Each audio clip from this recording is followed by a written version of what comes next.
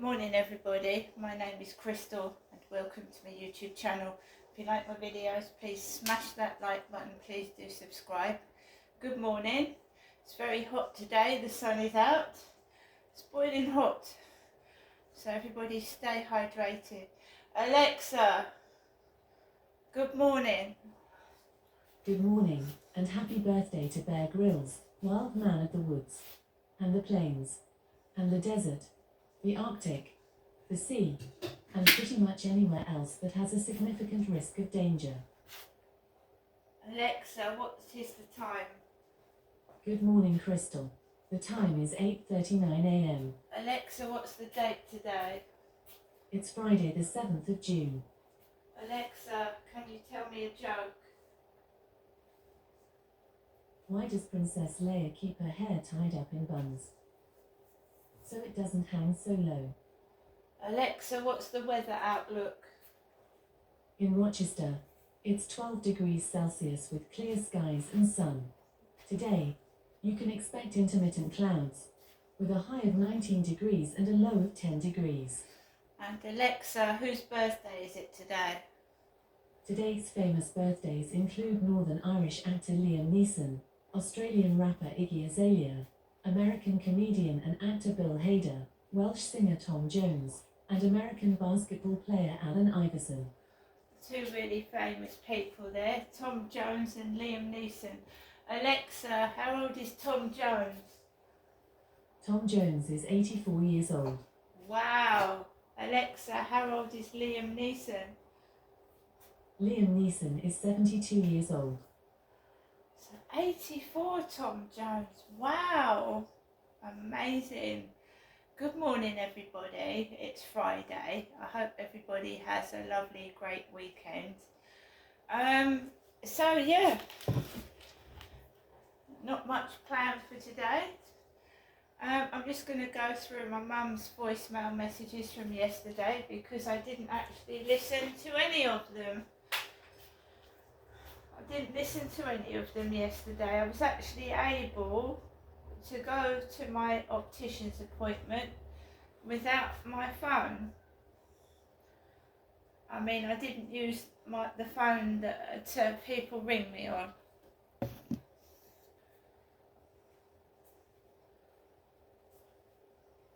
Welcome to your EE voicemail. You have 4 new messages and 6 saved messages. First new message.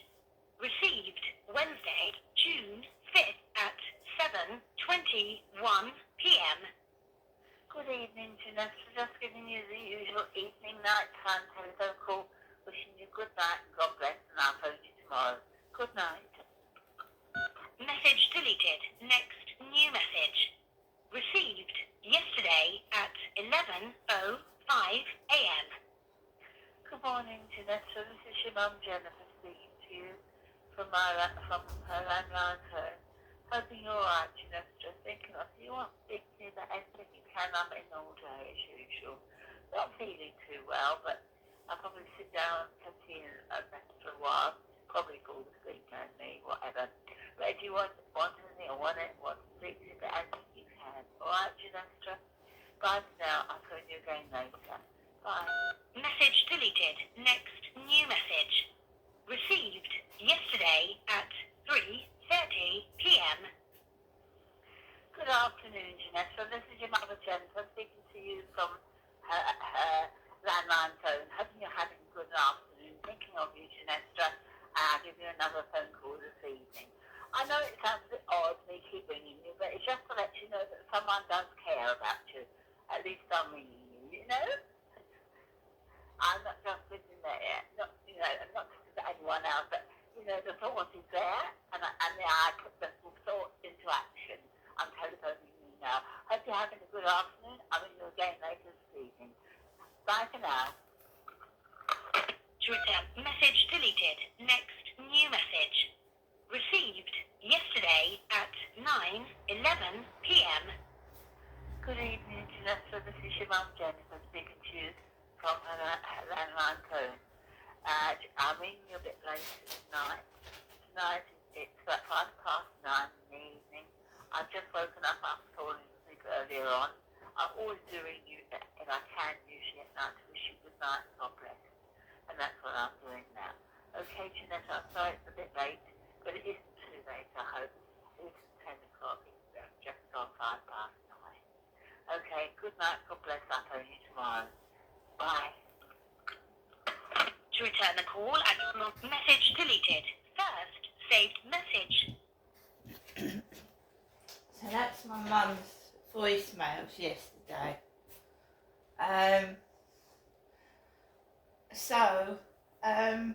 My life seems like a soap opera, but not a nice soap opera, a nasty one. Every time I go outside, I see doubles of people, of people that look like my father, doubles of people that look like my older children, just doubles everywhere. And this happened in Gloucestershire as well, when I lost my children and I was in a women's refuge, which was very upsetting. When you've lost all your kids, you're living in one room and you've got no possessions, and you're watching doubles of your children walking around the streets. I used to cry, I used to get angry, I used to get really upset, and it almost destroyed me, almost. Going through what I went through in Gloucestershire almost destroyed me, and that's what it was meant to do. I'm 15 years older. I've got 15 years experience of ex's stalking, ex's, manipulative behaviours to try and control me. When you leave a relationship from a domestic violence abuser, a lot of women are in danger of being murdered.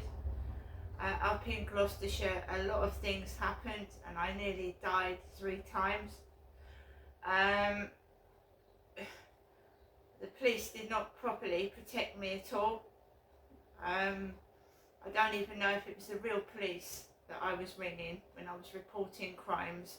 I don't know if it's the real police I'm ringing when I report crimes on my mobile phone or on the phone down here. I live in solitude, but at least I have it. Back in Gloucestershire, I had a small baby and I was trying to protect my child. Here it's pets, it's my dog. So I go outside and I've got to protect my little dog from big dogs, myself from dogs jumping on me. It's the same sort of thing, but on a lower scale. Gloucestershire was awful. It was really bad. The things that happened up there, and I couldn't understand what was going on. I didn't know about stalking. I didn't know about anything. I'd been married for a really long time, and I never saw much of the outside world, so to speak. So when I was thrown out onto the streets, literally, I had to grow up fast because I was a shy, quiet, middle-aged woman that had never lived on the streets. These people were drug addicts, drunks. I'd been a mother, and I didn't know what it was like living on the streets. When they found me a place in a women's refuge, it was tough. I didn't want to mix with these people. I was mixing with women that had drug and alcohol problems. Fortunately for me, I didn't get involved in drugs or drink, but it was awful. It was absolutely awful remembering those times. And I just want to be left alone because I think my mother's been involved in it. Not causing me harm or anything, but she's been talking to my abusers, so to speak, or the people that have been stalking me. I believe she's got something to do with it. So yesterday I decided not to answer the phone, not to listen to the messages, not to answer the phone, right? because she is there, and she is a relayer. So if I tell my mum where I am or what I'm doing, she's relaying that to other people. I know she is. So I don't tell her anything. I didn't tell her I was going for an eye test yesterday.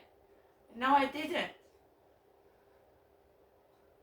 So it wasn't as bad as it could have been. If you tell people where you're going, it's obviously worse.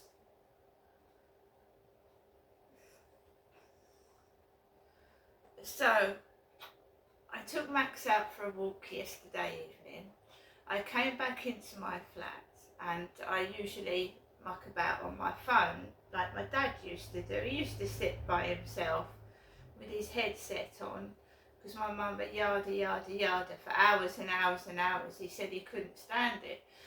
So I am in my flat, and I get external noises and external nuisances. They used to mess my dad's head up. They wouldn't leave him alone. He had heart failure, so drilling, neighbours drilling at 3 in the morning. My father had this black woman was drilling at 3 o'clock in the morning, one of his neighbours. Drilling with a drill right next to his property. So it happened to my father. So this constant noise harassment, it happened to my dad, and I witnessed it myself. He wasn't allowed to sit still and be quiet. And tactics that these manipulators use is standing on your feet, dropping things on you, saying derogatory things to, I witnessed my dad going through it, and now I'm going through it myself. Not being able to leave you alone, to sit down in fucking peace.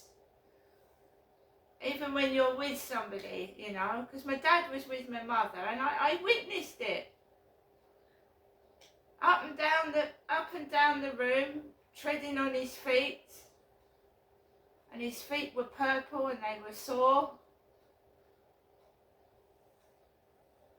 Bad blood circulation. So when I go up to my mum's, it's being done to me, and I'm not Derek, and I've had enough of it. And the things she says and the things she's saying to people that knock at the door could get me beaten up and murdered, and I'm not prepared to go through that anymore.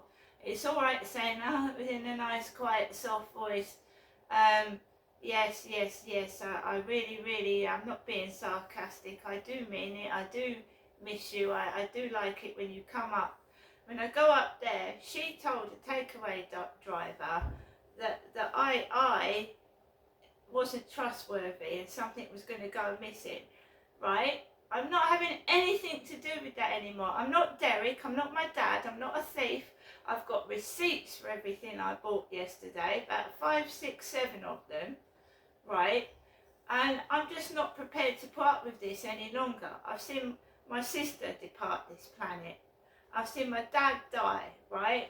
And my mum's there, nearly 80, still, in my opinion, going on strong, right? And everybody's dropping dead around her, and I don't want that. I don't want it. When I go up to see my mum, this flat is empty for 4 hours. I have a key that's missing and a fob key, right? And cleaners probably have spare keys to this place as well, right? I know I've got to change the locks at some point. It's over £100. I know I've got to have the locks changed myself. I do know that.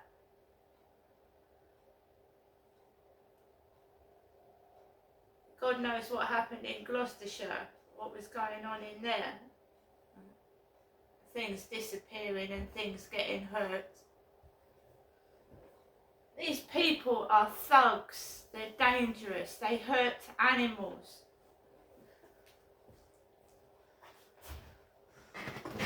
So, I'm gone on the field, for 45 minutes sometimes? Someone with a spare key could just get in and do something nasty.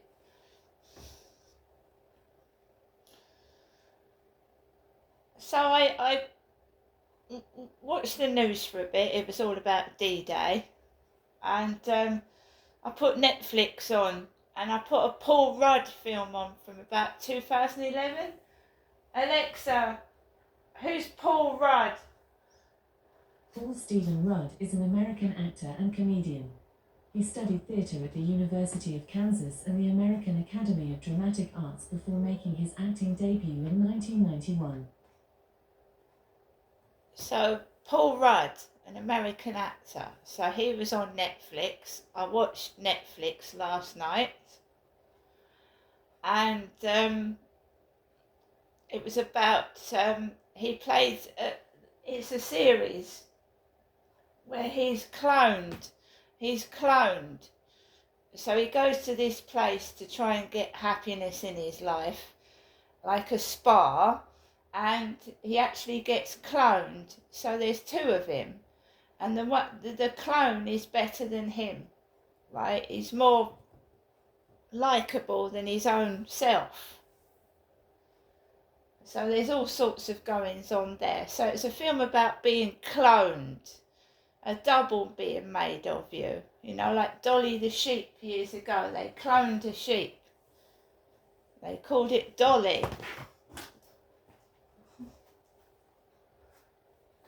I wouldn't want to be, I don't think anyone would actually want a double of themselves everywhere. I mean, it's hard enough if you're a twin. You know, there's two of you, identical twins. But cloning, making an exact copy of somebody, right? So I watched that, and for some reason, when I went for that eye test, I got trouble with my ear. I told you I can't wear earphones because I've got damage to my ears.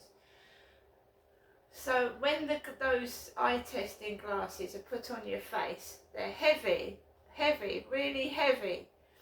So after the eye test, I came home last night, and one of the questions that was said to me was, how many hours at night do you use tablets, computers, etc.? So I said 3 or 4.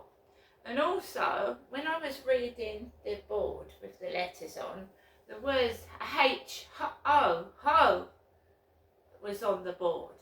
So like A-H-O, ho, was on the letters that I was reading out. Ho. Right? I couldn't use my phone for very long yesterday because my head started swimming. I had a bit of vertigo. So she was asking me all sorts of questions in there. You know, it's all women, no men. Not one man dealt with me. It's all females. And I'm not interested in women of a sexual nature because I am a woman. But I wasn't seen by one male, not one. Every one of them in there that saw me was a female.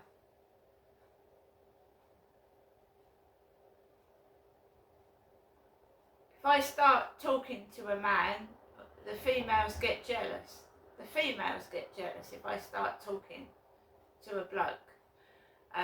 Which I don't very often do now, because the one bloke that did talk to me, I wasn't interested in him. He wasn't my type at all. And a lot of the times these unsavoury men approach me, we had these girls waggling their long hair about, and my hair's growing now, so long hair doesn't bother me. Long hair don't make me angry.